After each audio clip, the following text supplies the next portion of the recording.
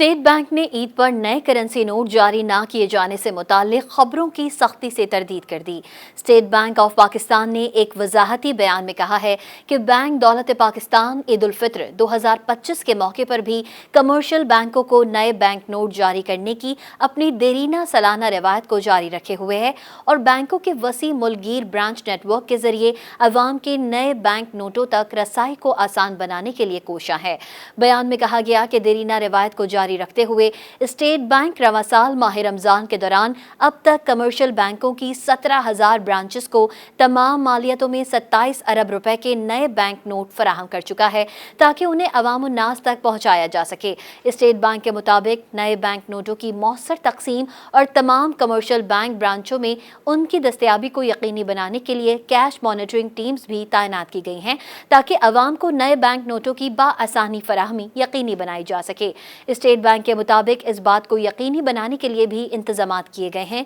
कि बैंकों का एटीएम नेटवर्क मजहबी त्यौहार के मौके पर अवाम को बिला तातुल मयारी और साफ सुथरे बैंक नोट जारी करे। मज़ीद न्यूज़ अपडेट्स और डिजिटल स्टोरीज के लिए सब्सक्राइब करें डॉन न्यूज़ पाकिस्तान।